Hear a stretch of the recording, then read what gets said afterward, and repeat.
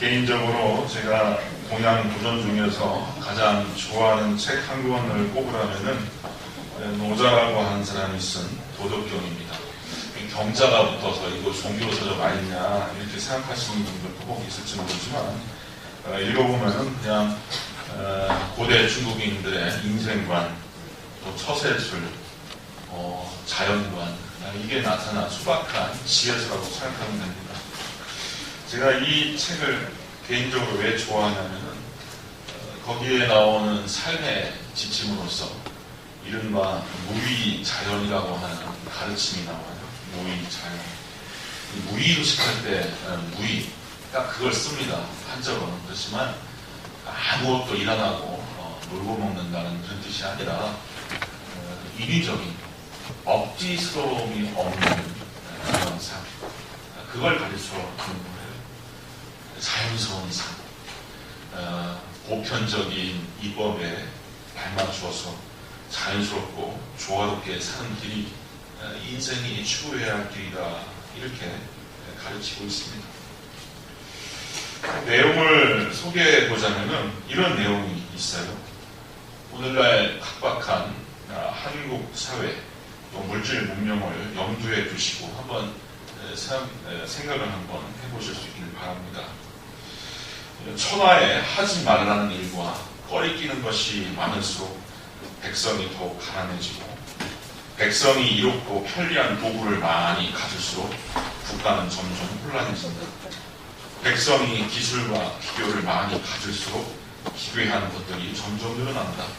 법과 제도가 점점 정비될수록 도둑과 강도들은 더욱 많아진다. 그러므로 현자는 말하기를 내가 뭘 해보겠다고 인위적으로 하는 것이 없으면 오히려 백성이 스스로 교화되고, 내가 고요함을 주어하면 백성은 스스로 바르게 되고, 내가 무엇을 나눠서 해보겠다고 아니하면 백성은 스스로 부유해지고, 내가 욕심을 부리지 아니하면 백성은 스스로 순박해진다고 했다. 잘난 사람을 우러르지 말아야 사람들이 서로 다투지 않게 된다. 얻기 힘든 보물을 귀하게 생각하지 말아야 사람들이 훔치고 싶은 생각을 갖지 않게 된다. 욕심이 날만한 물건이 보이지 않게 하는 것이야말로 백성들의 마음을 어짓게 하지 않은 것이다. 대저 지혜롭다고 하는 자들로 하여금 감히 무엇을 한다고 하지 못하게 하라. 무의를 실천하면 가스러지지 않을 것이 없다. 이런 내용이 있어요. 뒤통수를 탁 치는 내용 같아요. 우리는 뭔가 이런 것을 해봐야 된다. 이렇게 바꿔봐야 된다. 뒤집어야 된다. 혁명을 일으키자. 이렇게 해서 뭔가 원대한 비전을 바라고 큰 일을 도모하고 어마어마한 그 개혁을 해보려고 하지만 그게 자연의 법도나 인간의 본성에 거슬린 인간은 그걸 되지 않는다는 얘기예요. 인간의 역사 가운데 수많은 환경이 있었지만 제대로 되게 열매 맺는 경우가 별로 없지 않습니까? 공산주의 혁명도 해봤지만 피해 살육이 있고 지배자들을 다 끌어내렸지만 권자에 다시 붉은 귀족들이 다 올라갔어요. 참 이게 인간의 모습입니다. 한국 초기 기독교 지도자들이 유교 철학 일색이었던 구한말에 이 도덕경을 한글로 번역을 했어요. 기독교 지도자들이. 신기하죠. 유교에서는 이단 사서로 여기는 이 책을 유홍모 선생이라든지 함석헌이라고 하는 사람이 이렇게 번역을 했습니다. 그 밑에서 김교심, 김주한, 송두용, 또 영락교의 한경직, 순교자, 주기철 목사님이 배출됐는데 아무튼 유홍모 선생님이 왜 이것을 번역을 했을까? 기독교인임에도 불구하고 고개를 갸우뚱하실 수 있지만 여기에 나오는 자유의 정신, 인간을 사랑하고 인간의 자유를 어떻게 시행하고 이루어나가는가 하는 기독교 지식인의 고민이 담겨있는 그런 부분입니다. 오늘 우리 성도님들과 함께 짐에 대한 이야기를 좀 함께 나눠볼까 합니다. 짐. 오늘 본문에도 예수님께서 짐에 대한 말씀을 하셨지요. 수고하고 무거운 짐진 자들아 다 내게로 오라 내가 너희를 쉬게 하리라 했어. 우리는 뭐 짐이 있으면은 택시 불러다가 실어 나르면 되고, 또 승용차가 있으면은 트렁크에다 실으면 됩니다. 그런 짐 말고 예수님께서 말씀하시는 이 짐이라고 하는 것은 무형일성, 보이지 않는 짐. 우리 성도님들, 이 보이지 않는 짐이 얼마나 무겁습니까? 제가 일주일 만에 이렇게 앞에서 우리 성도님들을 보면은 참 대단하시다. 박수를 쳐드리고 싶을 때가 한두 번이 아니에요.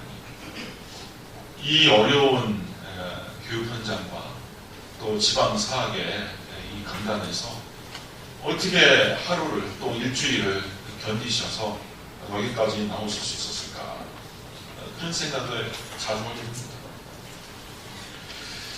이 짐이라고 하는 것은 한 4가지 정도로 이렇게 생각해 볼 수가 있어요. 보이지 않지만 우리에게 인생에게 짐이 있어요.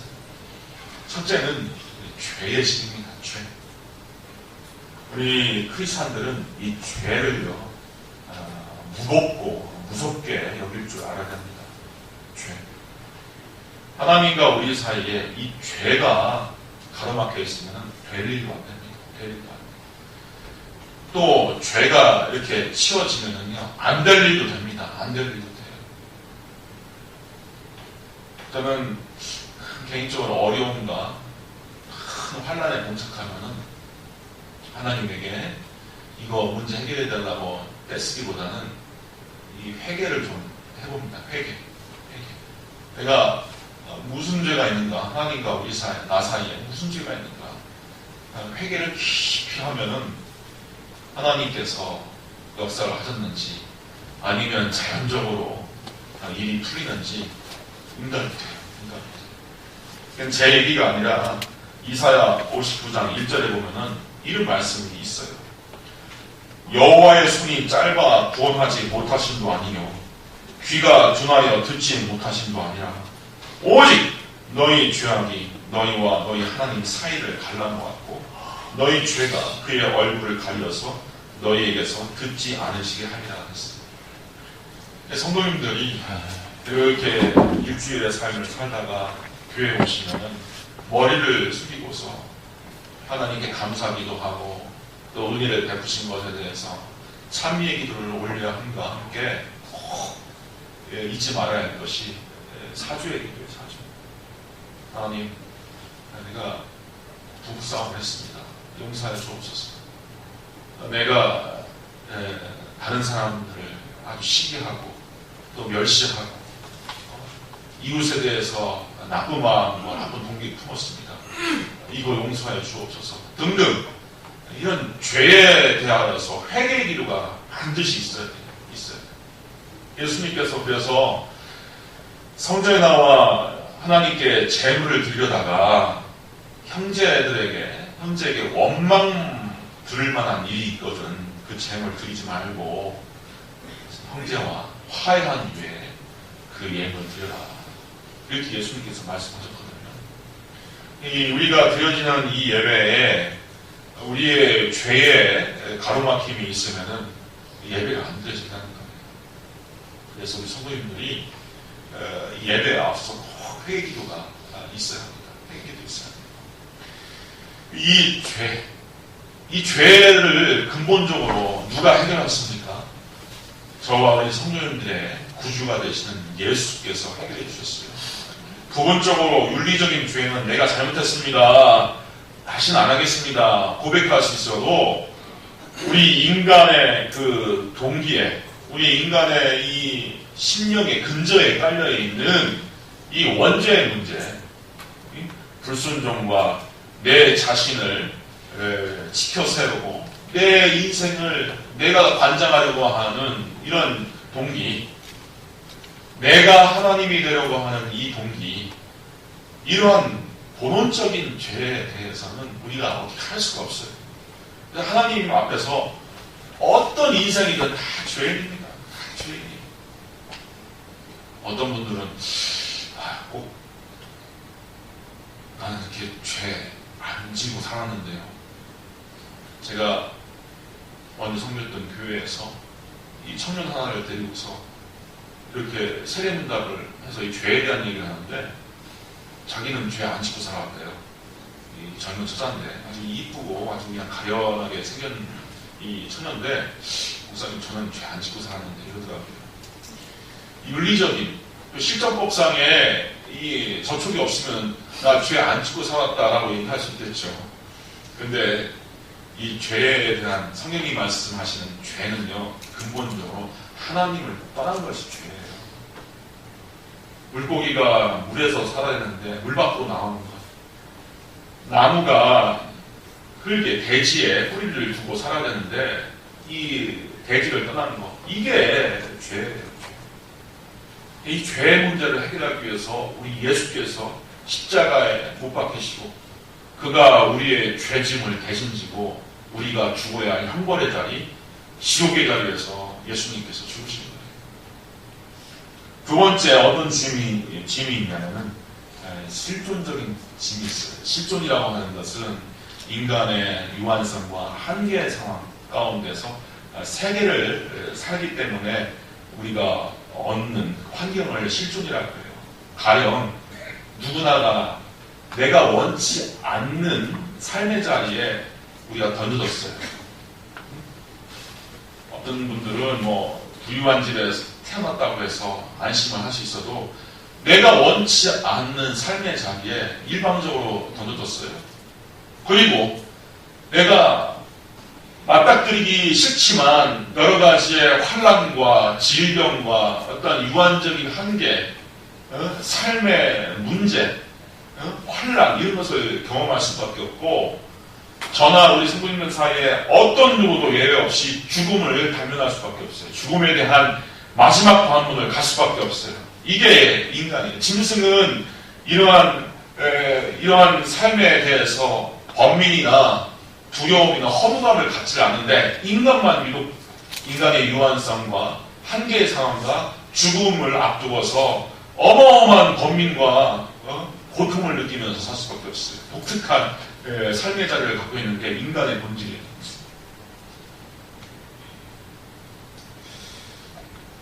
박지령신이라고 하는 분이 지체장애자인 아주 중증 지체장애자인 딸을 하나 키웠는데 그래도 그냥 연명을 쭉 할 줄 알았더니 그냥 엄마 놔두고서 일찍 죽은 거예요. 어린 나이에. 가족을 잃어보신 분들 알겠지만 이 고통이 얼마나 심각하고 뼈저리고 가슴 아픕니까? 그래서 시 한 편을 졌는데 시 제목이 통증 너를 기억하는 신호라고 하는 시예요. 통증 너를 기억하는 신호. 요즘 노래로도 만들어졌는데 제가 한번 읽어드릴게요. 통증 너를 기억하는 신호. 오래된 무건을 감아 나서는 길, 하늘에 닿은 눈물, 얼음점으로 허공을 날아다니고 헐렁한 외투, 붉은 목도리, 시간을 넘는데 더딘 몸, 살아야 하는 이유는 수백 가지. 온몸을 핥히고 지나간다. 자주 묻지 못한 안부, 심장에 박힌 가시 하나, 반가운 통증으로 되어오는. 가까운 가족을 잃어본 경험은 없지만 이 자식을 키우는 아빠 입장에서 이 한 그릇 한 그릇이 참 가슴 아파요. 이 사랑하는 가족 내지는 이 자식을 잃은 어미의 마음이 그거 아닙니까? 눈물이 하늘에 납니다. 그리고 시간을 넘는데 더뎌요. 어떻게 살아가는지 하루를 살고 일주를 살고 산자가 죽은 자 때문에 겪어내야 하는 고통의 시간이 아주 더뎌요. 그럼에도 불구하고 죽은 자는 죽은 자대로 있지만 산 자가 살아야 할 이유는 또 수백 가지가 돼요. 왜 살아야 되는지 또 이유가 있어요. 근데 가끔 딸이 생각이 나요. 죽은 딸이. 그때 온몸을 핥히고 하는 통증을 느껴요. 온몸. 그러면서 자주 묻지 못한 안부, 너 잘 지내니? 하늘나라에서 잘 지내니? 하는 그러한 또 안부를 묻게 되죠. 그리고 심장에 박힌 가시 하나처럼 느껴져요. 통증이. 근데 그 통증으로 인하여서 잃었던 자식이 다시 생각나고요. 통증으로 인하여서 그 아이에 대한 회상이 되니까 반갑기는 해요. 그래서 반갑기는 하지만 그게 통증으로 되어옵니다. 반가운 통증으로 되어옵니다. 이런 진행들 참 많죠. 이렇게 살아가고 있어요. 산자로서 이렇게 살아가고 있습니다. 또 생존적인 짐이 있어요. 생존적인 짐. 우리 사회의 자영업 생존율이 28%입니다. 28%.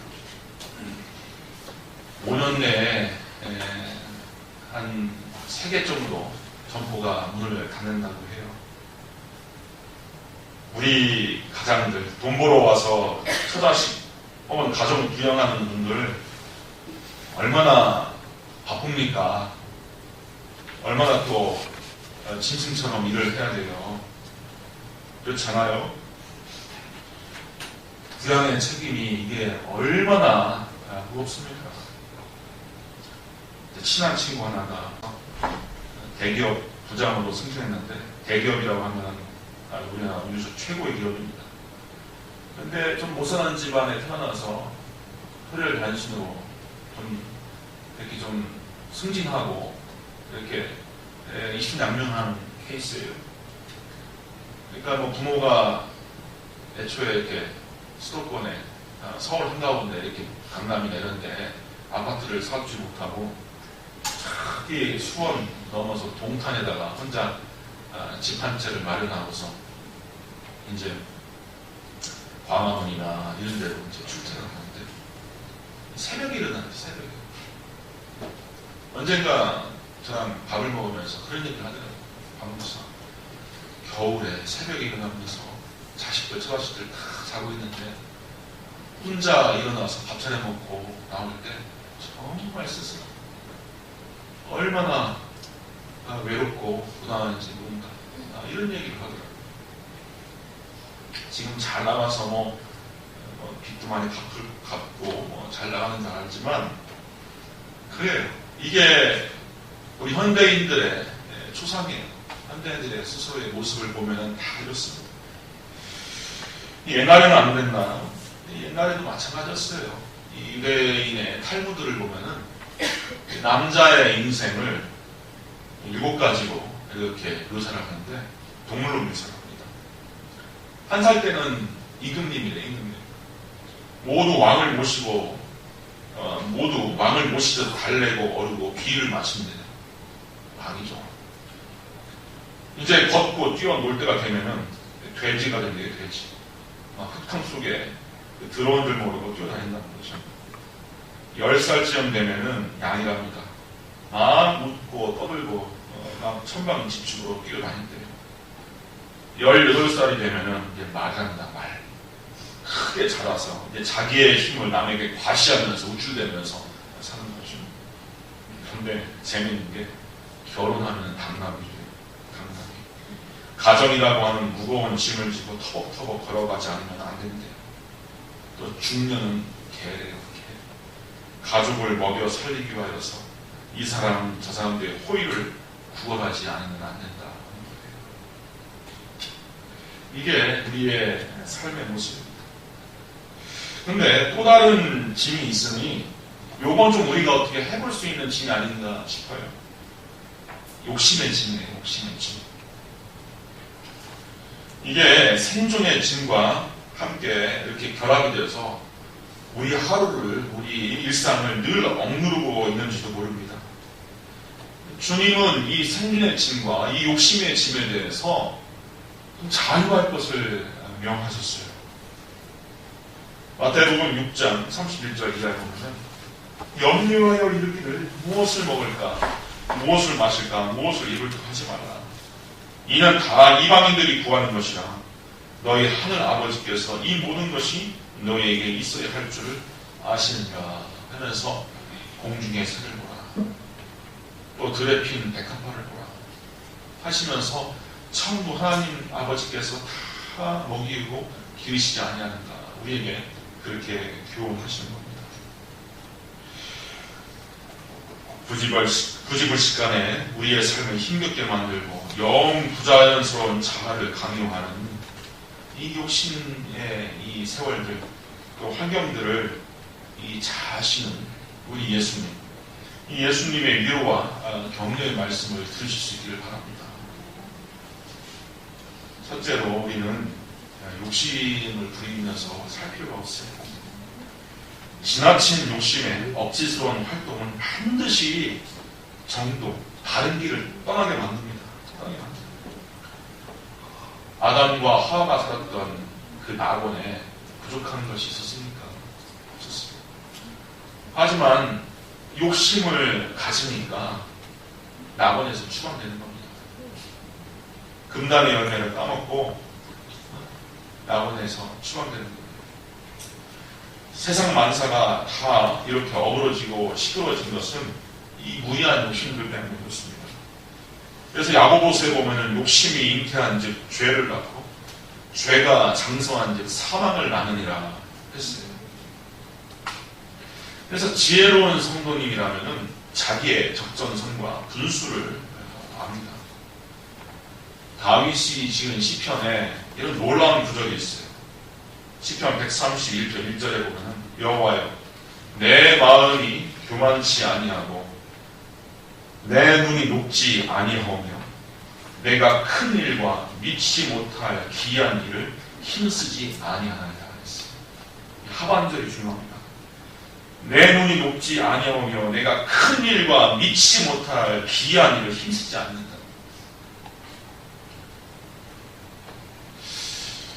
저는 우리 창신교회에 와서 얼마나 마음이 행복하고 좋은지 몰라요. 이 남해안 에메랄드 이 바다를 바라보면서 이 창신대학교 교수님들과 함께 통영에도 며칠 갔다 왔지만 그렇게 행복할 수가 없어요. 이 내륙에 사는 촌뜨기가 그렇게 남해 바다를 보면서 이렇게 보면은 이 엄마 품이 맞고 이 겨울에도 문도 없는 곳에서 이렇게 하루하루 지내는 게 참 좋아요. 근데 이런 제 마음을 알지 못하고 이 동문들이나 국간의 선배 목사님들이 그런 얘기를 해요. 여기 시골 내려가서 뭐하냐 강목사, 박사 학위도 따가서 좀 그렇게 하면 되나, 이런 얘기를 하는데 전 천천만만의 말씀, 이렇게 사역지 있는 것만 해도 얼마나 감사한지 몰라요. 네? 그리고 우리 성도님들이 저를 괴롭히기나 합니까? 스포츠입니까? 이렇게 순한 남 같은 분들 마주하고서 이 진짜 천국에 와 있는 기분으로 하루하루 이렇게 행복하게 사는데, 저는 싫어요. 대도시에 큰 교회, 큰 목회 하시고 저는 귀에 들리지 않습니다. 저에게는 그거는요, 큰 일과 미치지 못할 기이한 일 뿐이에요. 그건 감당할 사람만 감당하는 거예요. 얼마나 제가 말씀드렸잖아요. 시골지와 서울지 있잖아요. 서울지 싫어요. 시골지가 좋지. 서울지 싫어요. 마찬가지입니다. 우리가 마음에 일정 부분 평안을 얻으려면 욕심을 덜어낼 수밖에 없어요. 자동차 속도계를 보면은요, 그 차가 달릴 수 있는 최고 속도가 나와요. 220km나 240km 정도 찍혀있죠. 독일 자동차 같은 경우 260, 80, 300km 되는 자동차도 있다고 하는데, 만약에 시속 220km가 최고 속도라고 하는데 맨날 220km로 달려보세요. 그 자동차 어떻게 됩니까? 얼마 못 가서 완전히 망가집니다. 완전히 망가져요. 지혜로운 운전자라면 평상시에 여유 있게, 그리고 무리가 가지 않게 운전을 할 줄 알아야 됩니다. 우리 인생의 운행도 마찬가지예요. 그래서 하나님께서 우리 삶에 안식이라고 하는 것을 강제하신 줄을 모르겠어요. 강제. 하나님의 율법 가운데서 이 안식일법이 아주 강제적이에요. 강제적이에요. 그뿐만 아니라 짐승이나 종이나 짐승까지도 다 안식하기로 되어 있어요. 자유자, 주인뿐만 아니라 노예도 다 일주일에 한 번 안식일날 철저하게 안식을 하도록 하고, 인간이 부리는 말, 소, 당나귀, 노새까지도 싹 쉬게 만듭니다. 이 안식이 뭡니까? 우리의 이 무리할 수 있는 우리의 욕망과 우리의 일 때문에 막 과열이 되고 과속이 되는 우리의 삶에 이렇게 쉼표를 던져주시는 거 아니에요? 그래서 주일 성수라고 하는 것, 우리가 안식일을 대신해서 주일을 지키지 않습니까? 우리 성도님들, 이게 사실 의무이기 앞서서 권리이고 하나님은 사랑이에요. 하나님은 사랑. 제가 2주 정도 빠지면 제가 수화대를 들죠. 예외 없이. 이렇게 스트레스포를 보면서 대개 2주 정도 빠지면 무슨 일입니까? 아프신가? 뭐 집안에 큰 문제 아닌가? 근데 어떤 경우에는 일 때문에 못 오신다고 하는 경우가 있어요. 마음이 아파요. 하나님께서 정말 천부적 권리로 주신 게 안식에 대한 권리이자 명령인데 그거 못 지키고 사는 것이 얼마나 힘든 건가. 우리 인생의 과열과 과속을 막는 실질적인 하나님의 조치가 이 주일 성수예요. 주일 성수. 영국에서 신앙의 자유를 얻기 위해서 태평양을 대서양을 건너서 이제 청교도들이 미국을 이렇게 개척하죠. 메이플라워를 타고서 올 때 첫 겨울을 지나면서 거의 절반에 가까운 이주민들이 죽었어요. 기아와 질병과 추위로 인해서. 근데 그들이 맨 처음에 지었던 건물이 바로 교회고, 두 번째가 학교고, 그 다음에 자기 집을 지었어요. 그러면서 그들은 짐승처럼 일해야 돼야 했고, 정말 짐승과 다름없는 삶을 살아야 됐지만, 주일날이 오면은 청교도답게 검은 양복으로 탁 갈아입고 넥타이 탁 차고 하나님의 전에 다 가서 예배를 드립니다. 시간이 모자라지만 주일에는 반드시 그렇게 하나님께 나와 주일 성수를 했어요. 자, 그걸 뒤집어 보세요. 그런 주일이 없으면은 계속 짐승처럼 일을 할 수밖에 없어요. 하지만 7일의 하루만큼은 하나님의 귀한 자녀들답게 번듯한 문명인답게 하늘 앞에 아름다운 옷을 입고서 예배드려요. 그때 비로소 하나님의 형상으로 지은 것은 인간성을 향유할 수 있을 겁니다. 근데 그때 하나님께서 그러할 때 어떻게 응답을 내주십니까? 주일 성수를 하는 사람에게 하나님께서 그 하루치의 빈 몫을 2배, 3배, 10배 이상으로 갚아주시는 분이 하나님이시라는 거예요. 이건 철저합니다. 소득에 있어서는 10분의 1, 시간에 있어서는 7분의 1을 하나님께 드리면은 거기에 대해서 하나님께서 2배, 3배, 10배, 100배로 되갚아주는 것이 기독교 2000년사 혹은 인류사에 증거가 되어 있어요. 하나님의 귀한 자녀께 우리가 사는 것은 주일을 아껴서 하나님께 거룩하게 지키는 겁니다. 예배 끝나고 돌아가셔서 또 들로산으로 가시면서 몸도 피곤하게 하지 마시고 가족끼리 산보를 한다든지 대화를 나눈다든지 저 귀산동 카페촌에 가서 커피 한잔 같이 한다든지 그렇게 보내셔요. 그렇게 주일 성수가 중요합니다. 그리고 두 번째로 하나님이 만드신 나의 나됨을 인정하세요. 못났거나 못생겼거나 덜 떨어졌거나 이렇게 얘기할 줄 알아야 돼요. 네가 비록 나에게 그런 말을 하더라도 나는 그런 나를 사랑한다.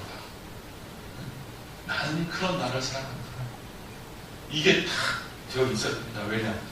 하나님께서 나를 바라볼 때 정말 두고 보시기에도 아까울 만큼 사랑하시네요. 우리 성도님들 각자를 세상에서는 일터에서는 우리의 학력이나 계량화될 수 있는 수치화될 수 있는 업적이나 또 역량, IQ, 점수, 인사고과 이런 걸 통하여서 판단할지 몰라도 우리 하나님께서는 우리 있는 모습 그대로 사랑하시고 아껴주셔요. 창세기 1장에 보면은 하나님께서 모든 것을 각각 그 종류대로 만드셨다고 기억하고 있어요. 가령 비유컨대 꽃을 만드셨어도 각자 아름답게 개성있게 하나님께서 만드셨어요. 민들레는 민들레대로, 들국화는 들국화대로, 구절초는 구절초대로, 개망초는 개망초대로, 도라지는 도라지대로, 숯부쟁이는 숯부쟁이대로, 패랭이는 패랭이대로 다 예뻐요. 다 예뻐. 다 예뻐. 장미와 백합만 예쁜 게 아니라 민들레도 예쁘고 구절초도 예쁘고 다 예뻐요. 그러나 인간의 이 죄성에 의해서 인간은 그렇게 판단합니다. 저건 잡초고 저건 화초래라. 누가 하나님이 저건 잡초고 저건 화초라고 했습니까? 인간은 그렇게 나눠요. 아까 언급했던 도덕경에도 보면은 천하의 모두가 아름다운 것을 알지만 그렇게 판단하는 것 자체가 추한 것이다. 모두가 선한 것을 선한다고 알지만 그것 자체가 선하지 않은 것이다. 라고 했습니다. 막 굴러다니는 잡석과 수석을 나누는 것은 인간뿐이고 흰 피부와 검은 피부를 나누는 것은 인간뿐이고 얼짱과 얼꽝을 나누는 것도 인간뿐이고 수제와 무능력자도 나누는 것도 인간뿐이에요. 우리 예수학생분들 여기 많이 계시는데 큰 대형교회에 한 출석하고 있는 한 교수님이 그 이스라엘의 히브리 대학에 교환 교수로 갔더래요. 근데 마침 그 딸이 하나 있었는데 이 바이올린 수지랍니다. 바이올린. 이게 뭐 어렸을 때부터 바이올린을 이렇게 딱 쥐면은 자기 흥에 따라서 자기의 표현 방식에 따라서 막 이렇게 켜는 거예요. 히브리 대학에 교환교수로 가서 유대인 그 선생을 붙였더니 이 터치를 안 한다는 거예요. 터치를 이렇게 그래 네가 한번 표현하고 싶은 대로 한번 표현하라. 근데 이제 교환교수직을 끝내고서 한국에 왔더니 또 더 좋은 선생님을 붙였던 거예요. 그랬더니 애가 이렇게 좀 주눅이 들어 보이는 것 같더니 아빠가 들어도 조금 좀 이상하게 들어가는 거예요. 바이올린 키는 그 스타일이. 나중에 오랜만에 이제 히브리 선생님한테, 유대인 선생님한테 한번 들려줬더니 얘 한국에 가서 다 망쳤다. 한국에서 다 망쳐버렸네. 이러더라는 거예요. 이유인 즉 파가닌을 따라해라. 누구 정경화를 따라해라. 누구를 따라해라. 이렇게 남 따라하게끔 만들어갖고 갖고 있는 고유한 음악성과 창의력을 다 죽여놨다는 거예요. 그게 바보됐다. 이게 내가 못 가르치겠다. 이상해졌다라고 얘기를 하더라는 거예요. 하나님께서 지으신 미물들도 자기 개성과 본래의 모습대로 살면 지혜로울 수 있다는 것을 성경이 보여줍니다. 솔로몬이 지은 잠언에 보면 30장에 보면요. 땅에서 아주 작으면서도 가장 지혜로운 것이 넷이 있으니 곧 힘이 없는 종류지만 먹을 것을 여름에 예비하는 개미와 약한 종류이지만 바위 틈에 자기 집을 짓는 오소리와 임금은 없으나 때를 지어 함께 나아가는 메뚜기와 사람의 손에 잡힐 것 같은데도 왕궁을 부다는 도마뱀이다 했습니다. 미물들도 다 자기의 개성과 습성대로 잘 살아가는 모습이 오히려 인간에게 지혜를 제공한다는 얘기예요. 마지막으로 우리 성도님들, 하나님께서 역사하실 빈 여지를 만드시고 기도하실 수 있길 바랍니다. 기도하시고. 내가 다 하려고 하면 힘들어요. 운동 좀 해보신 분들, 예를 들어서 골프나 테니스 이런 거 해보신 분들, 그런 거 안 그런 거 한번 생각해보세요. 잘해보겠다고 골프채를 쥐고서 확 힘을 주고서 휘둘러 보세요. 안 나갑니다. 테니스도 마찬가지고 야구 공막에 휘두르는 사람도 마찬가지고, 적절한 정도의 힘을 빼야 돼요. 적절한 정도의 힘을 빼야 돼요. 마찬가지예요. 우리 영성도, 우리의 신앙도 마찬가지입니다. 내가 다 해보려고 하면 안 돼요. 제가 이 설교 원고를 꼼꼼히 준비하는 목사 가운데 하나예요. 오늘도 벌써 6장이네요. 이게 사실 전 설교 준비 배우는 제 선생님한테는 이 메모 설교를 하라고 좀 들었는데 그걸 못하고 있어요, 저는. 이렇게. 근데 어떨 때는요, 진짜 슈퍼까지, 숨 쉬는 슈퍼까지 다 찍어서 이렇게 준비하잖아요. 여지 없어요. 여지 없이 죽어요. 기도해야 되고, 하나님께 내가 맡겨야 되고, 성령의 스피드가 되도록 하나님 저를 사용하여 주옵소서 하고 내드려야지, 내가 다 해보려고 하면은요, 망쳐. 우리 성도님들도 마찬가지입니다. 요한복음에 예수님께서 말씀하셨어요. 바람이 임의로 불매, 네가 그 소리를 들어도 어디서 오며 어디로 가는지 알지 못하니 성령으로 난 사람은 다 일어나리라. 다시 말해서 성령의 바람을 따라 살아가는 사람은 내가 해보리라는 인위적인 것이었고, 하나님이 인도하시는 대로 하나님의 감동에 순응하면서 그 감동 가운데 제공해 주시는 하나님의 아이디어와 지혜를 받아가면서 살 수 있다는 거예요. 우리 사랑하는 성도님들, 수고하고 무거운 짐을 진 자라 다 내게로 오라 하신 예수님께서 어떤 또 단서를 가셨냐면은, 나의 멍에를 메고 내게 배우라 라고 하는 단서를 가졌어요. 아니, 예수님 짐을 벗겨주신다면서요, 웬 멍에입니까? 이스라엘의 과거 농경 문화를 보면요, 어미가 매는 멍에에 작게 새끼가 매는 멍에가 이렇게 연달아 달려있어요. 쟁기질을 하더라도 어미가 쟁기질을 하는 거예요. 새끼는 그냥 졸졸 따라다니는 거예요. 엄마가 다 져주는 거예요. 그걸 말하는 거예요. 예수께서 다 생애의 멍에를 다 짊어주니 나를 따라오고 내 곁에서 배워라. 그러면 너의 마음이 쉼을 얻는 것이다. 이는 내 멍에는 쉽고 내 짐은 가벼움이다 하신 겁니다. 딴 길로 가시지 마시고 예수와 더불어 함께 다니시길 바랍니다. 예수의 가치관, 예수의 교훈, 예수의 지혜, 예수의 인생관을 얻으셔서 하나님의 베푸신 이 세 가운데서 자기의 존재를 중히 여기고 무거운 짐을 다 예수께 내어 맡기고 하나님께서 베푸신 자유 가운데 행복을 누리실 수 있는 우리 저와 모든 성도님들을 주님 이름으로 축원드립니다. 기도하겠습니다. 주님 오신 주님, 수고하고 무거운 짐을 진 인생을 불러주셔서 자유케 해주시니 감사합니다. 예수께서 짊어주신 그 십자가의 모진 고통과 죄짐으로 인하여 하나님의 귀한 자녀들이 되었습니다. 아버지 하나님, 참으로 하나님과 더불어 함께 살아가는 인생 가운데 미련하고 욕심이 많아 좌충우돌을 할 때가 많이 있지만, 주님께서 베푸신 지혜, 주님께서 허락하신 멍에를 메고 우리가 주님과 더불어 살아가며 승리할 수 있도록 하여 주시옵소서. 예수님의 이름으로 기도하옵나이다. 아멘.